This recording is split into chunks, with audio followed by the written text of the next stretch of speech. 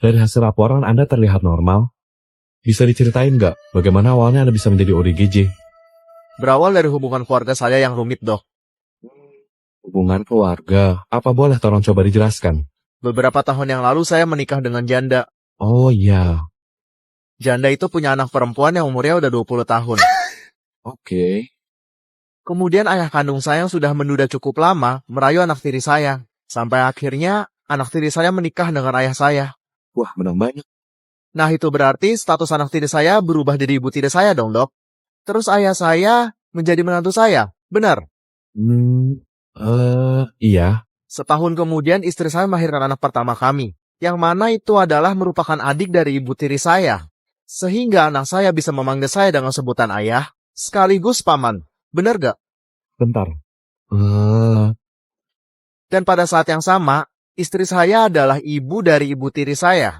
Otomatis dia menjadi nenek dari anak saya. Dan saya sebagai suami dari istri saya adalah kakek dari anak saya sendiri. Gimana sih, Dok? Bener kan saya? Saya nggak salah kan? Ibunya, ayahnya, gimana sih? Sebenarnya begitu aja sih ceritanya, Dok. Tapi otak saya hampir mudah mikirin hubungan keluarga saya. Terus akhirnya, saya jadi pasien di rumah sakit jiwa ini. Saya juga ikut gila dengerin cerita keluargamu. Suster. Ini gila tapi ku mau. Ku ingin nikahi kamu ya, jadikan kau istriku. Ku ingin kau jadi ibu dari anak-anakku. Sebut namamu, ayahmu, dan semua wali kan berkata sah. Ini gila tapi ku mau halalkanmu. Halal, masa apa halal? Kalian masih SMA, nggak ada. Kenapa, Om? Saya kan cuma ikutin Om. Persis kayak waktu Om masih SMA dulu. Oh, dari mana dia? Mana lihat? Lihat. Ya? Ini gila tapi ku mau. Ku ingin nikahi kamu ya, jadikan kau istriku. Ku ingin kau jadi ibu dari anak-anakku. Sebut namamu, binti ayahmu, dan semua wali kan berkata sah. Ini gila tapi ku mau halalkanmu. Mau nggak jadi istri aku? Nggak mau ah. Juliet. Papa so sweet banget. Walau ditolak ya, Om. Ho, anak muda. Kau tidak tahu apa-apa, Ferguson. Kayaknya gue ada harapan deh.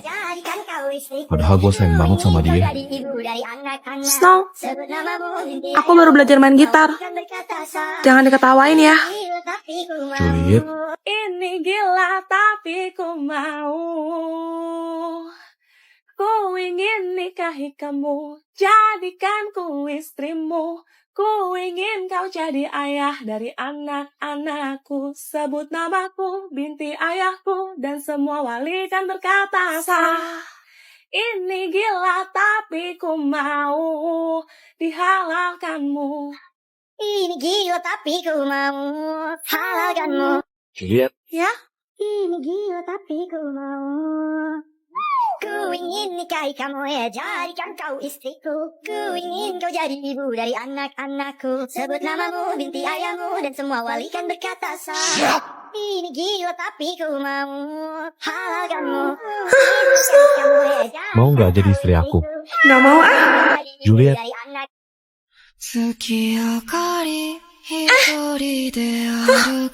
Kamu nggak apa-apa?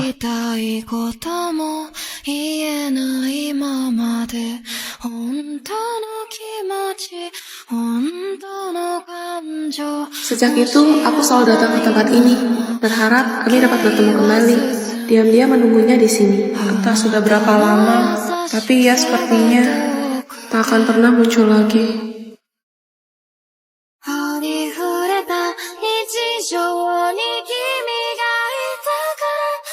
Kamu nggak apa-apa?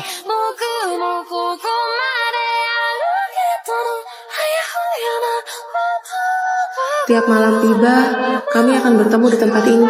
Sampai suatu hari, di mana sebenarnya aku tahu waktu kami akan segera berakhir. Tapi aku tak mau berpisah, namun dia tetap pergi, meninggalkanku tanpa kata. Maafin aku.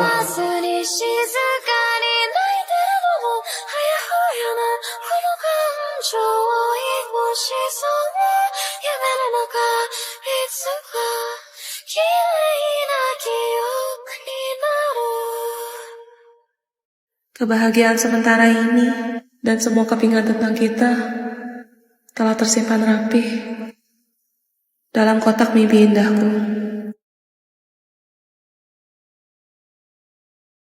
Snow, minta duit dong. Buat apa? Aku mau berenang. Emang bisa? Buang-buang duit aja kayaknya. Justru itu makanya aku mau belajar, Snow. Kenapa harus sampai berenang segala sih? Katanya berenang itu bagus untuk membakar kalori tahu. Kan biar badan aku bisa balik kurus kayak waktu gadis dulu. Gak usah lah, gak guna juga.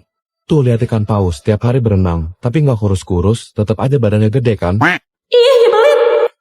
Juliet, kamu mau turun ya? Sekalian ambil aku buah dong. Buah? Buat apa? Ini aku baca-baca makan buah bagus untuk kesehatan. Bisa bikin muka jadi glowing, biar aku tambah ganteng lah. Nggak usah lah, Snow. Percuma, nggak guna. Tuh, lihat monyet. Tiap hari makan buah. Tapi mukanya tetap jelek-jelek aja tuh. Juliet, kamu masih marah ya? Bombastic side eye. Tapi kan tadi perasaan kamu yang... Enggak, bukan kamu. Kamu selalu benar. Aku yang salah. Aku minta maaf ya, Juliet. Maafin aku. Please, Juliet. Kamu kelihatannya sibuk banget. Mau aku bantuin nggak? Wangi banget. Pasti enak. Kamu masak apa, sayang? Masak tahu. Tahu apa? Tahu gini kita nggak usah kenal dari awal. Selamat siang, dokter. Kalau mau cabut gigi, kira-kira ongkosnya berapa duit ya, dok? Untuk prosedur pencabutan gigi, 1 juta rupiah, Bu. Alamak, 1 juta? Mahal kali. Gimana kalau tidak pakai obat bius? Pasti harganya lebih murah, kan? Wah itu nggak biasa sih, Bu. Tapi kita bisa melakukannya. Mungkin biayanya turun jadi sekitar 700.000 rupiah. 700.000, dok. Masih mahal ya, dok? Gimana kalau yang melakukan tindakan itu, dokter praktek magang saja, dok? Terus tidak usah lah pakai obat bius itu segala. Kayaknya bakalan sakit sih, Bu. Tapi kalau mau dicoba sih bisa aja. Biayanya jadi sekitar 500.000 rupiah, Bu. 500.000 ya, dok? Gimana kalau cabut giginya dikerjakan sama mahasiswa kedokteran gigi? Yang butuh pasien buat coba-coba itu loh, dok. Sebenarnya bisa-bisa aja sih. Tapi akan sangat berbahaya, Bu. Apa nggak apa-apa? Tidak jadi masalah, dok, itu.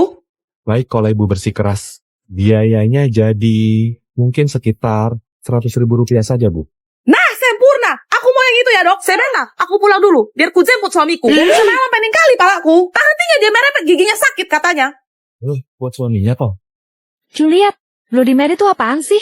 Itu permainan buat manggil arwah Bloody Mary. Gimana caranya? Ritualnya simpel. Lo cukup punya lilin sama korek doang. Terus masuk ke dalam kamar mandi, kunci pintunya, dan matikan lampu. Gelap dong. Yap, nyalain lilin pakai korek yang lo bawa tadi. Habis itu, sebut nama Bloody Mary sebanyak 13 kali. Dimulai dari suara yang pelan, sampai nanti di akhir, lo teriak manggil nama dia dengan sekuat tenaga. Ingat ya, kalau api dari lilin lo bergerak, itu tandanya Bloody Mary akan muncul. Segera mundur dari kaca. Seenggaknya lo harus kasih jarak sepanjang lengan tangan lo. Buat apa? Soalnya tangannya bisa keluar dan narik lo masuk ke dalam kaca. What? Terus tujuan permainan itu apa? Lo bisa nanya pertanyaan apapun ke Bloody Mary. Oh, mirip-mirip sama dilangkung ya. Kalau mau udahan gimana? Gampang, tinggal keluar aja dari kamar mandi. Tapi, lo harus jagain kaca yang udah lo pakai tadi. Jangan sampai rusak atau pecah. Emangnya kenapa? Konon katanya, Bloody Mary akan keluar dari kaca yang neror lo di dunia nyata. Apa?